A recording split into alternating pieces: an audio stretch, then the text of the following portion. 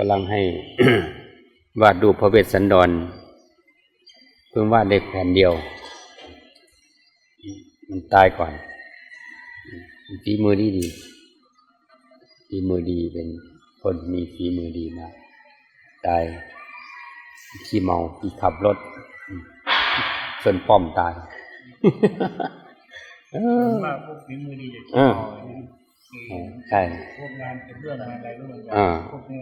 ฝีมือจะยันตายมือยาดองบัดตายเรียนกันจริงแล้วพวกงานเกี่ยวเรื่องงานปั้นอาร์ตงานอะไรเนี่ยพวกส่วนมากพวกเด็กจะติดเหล้ามันนี่แหละมันไม่รักษาศีลเสียดายถ้ามาไม่ใช่หรอกกินติดเป็นนิสัยจะไล่ดูพวกที่มีศิลปะดีๆก็มี ที่ไม่กินเหล้าเมายาก็มีเหมือนเหมเวชกรขี้เมานั่นเขียนรูปยาขอบเขียนประพันธ์หนังสือคาลมดีๆขี้เมาเนี่ยสุนทรภู่อย่างเงี้ยนะมันเป็นอย่างนั้นชาตรีศรีชนร้องเพลงดีๆขี้เมามันเป็นไปได้อย่างนั้นอะไรมันฝากปั่นพระแกะแบบองค์เล็กๆนี่มันแกะนะแกะ2 ชั่วโมงเสร็จแล้วค่าแรงทั้ง 2-3 พันแต่ขี้เกียจทำงานก็ได้แค่นั้นแหละเอาละมันไม่ทำแล้วไปนั่งกงนั่งเมาแล้วนะพอเหมือนเงินเอามาทำแล้วมันเหมือนโดนสาปนะเหมือนโดนสาปฉะนั้นต้องตั้งมั่นจริงๆนะท่านนึกว่าคนที่สร้างพระสร้างอะไรพวกนี้มันต้องสมาทานศีลก่อนอย่างน้อยต้องถือศีล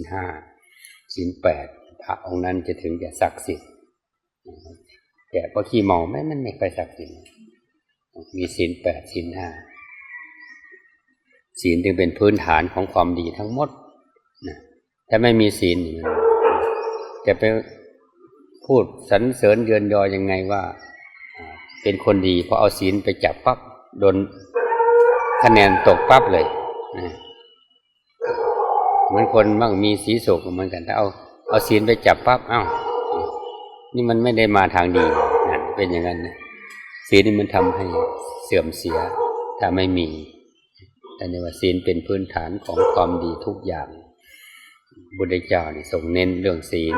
เป็นหลักอันสำคัญเรื่องธรรมตามมาถ้าศีลมีธรรมก็ตามมาเองถ้าธรรมมาแต่ไม่มีศีลก็โดนลบอีกถึงมีศีลไม่มีธรรมก็ยังไปได้นะมีศีลแต่ว่าไม่ได้นั่งสมาธิภาวนาไม่ได้รู้อะไรมากแล้วรักษาศีลไว้อาจจะเป็นแบบรักษาโง่งมงายก็แล้วแต่ก็ยังดีคำว่าศีลเป็นพื้นฐานที่สำคัญ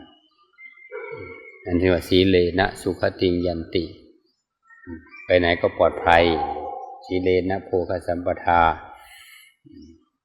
มั่งมีสีสุขเจริญรุ่งเรืองร่ำรวยไอ้ตัวนี้คำว่าเจริญรุ่งเรืองร่ำรวยนี่หมายถึงว่า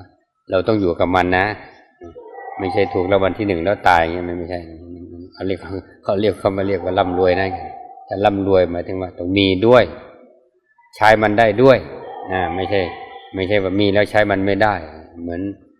เศรษฐีตีนแมวอย่างเงี้ยมีแต่ว่าใช้ไม่เป็นพระพุทธเจ้าว่ามันมีบุญเก่าแต่ว่าไม่เอาบุญเก่าไปต่อบุญใหม่กลัวมันจะหมดลักษณะอย่างนี้แต่คือไม่มีความสุขกลัวด้วยกลัวคนจะมาแย่งกลัวคนจะมาขอมายืมกลัวคนจะมาที่พวกคิงวิ่งราวเอากลัวก็เลยไม่มีความสุขสีเลนะสุขติยันติแม้จะมีแล้วก็ให้มันมีความสุขรวยแล้วให้มีความสุขไม่มีก็ให้มีความสุขถึงไม่มีโอเคละถ้าไปเปรียบเทียบกับคนอื่นว่าไม่มี แต่มันก็มีความสุขอยู่ภายในนั้นก็ยังถือว่าเป็นอานุภาพของศีลเพราะว่าไม่มีก็ไม่เป็นไรเราไม่ได้ไปลักไปปล้นไปจี้ไปเบียดเบียนคนอื่นเราใช้เราทำตามที่เรามีเราได้เห็นไหมเป็นคนอยู่ตามฐานะของตนที่ควรมีที่ควรได้ไม่ให้มันเกินแต่ถ้าไม่มีเราก็จะหาให้มันมีไม่มีทางได้ในทางที่ถูกก็ไปหาในทางที่ผิดเพื่อที่จะให้คำว่ามีอย่างเดียวให้มีเหมือนเขาให้มีเท่าเขาแต่ว่าที่ได้มามันไม่เหมือนเขาเนี่ยมันก็ถูกบั่นทอนอีกเหมือนเดิมไม่มั่นคงถาวรนั่นเองต้องดีก็ให้ดีแบบถาวรมั่งมีก็ให้มั่งมีแบบถาวรสุขก็ให้สุขแบบถาวรอันนี้ก็ไม่ใช่มีจอมปลอม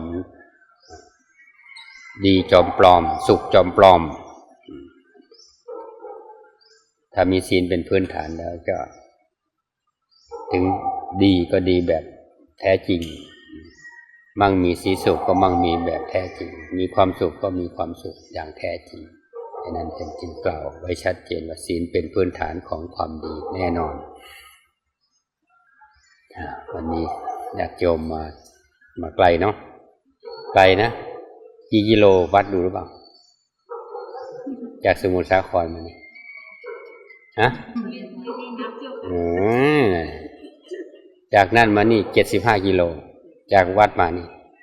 จากวัดป่ามหาชัยมานี่75 กิโลไม่ไกลใช้เวลาไม่ถึงชั่วโมงทางวิ่งสะดวกปื๊ดเลยไม่ถึงชั่วโมงไม่ไกลสะดวกสบาย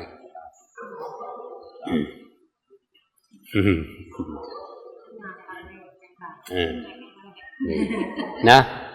เอานึกมาบ่อยโอ้โหอ๋อดีปุ๊บมาดูวัดป่ามหาอุทุมพรมันเป็นสถานที่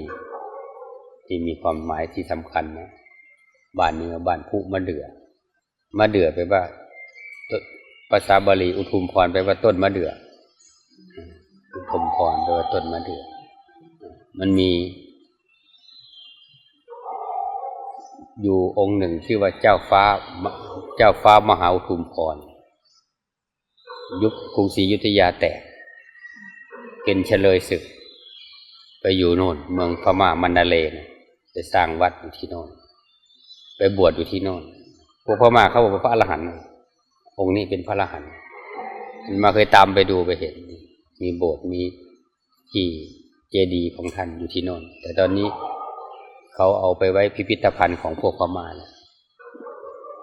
เป็นที่สถานที่โบราณกระดูกของท่านเขาก็เก็บไปโน่นเจ้าฟ้ามหาอุทุมพรไปเป็นเฉลยไปบวชเป็นพระอยู่ที่โน่นยุคกรุงศรีอยุธยาแตก2310เลยตั้งชื่อวัดป่ามหาอุทุมพรก็เลยนึกถึงท่าน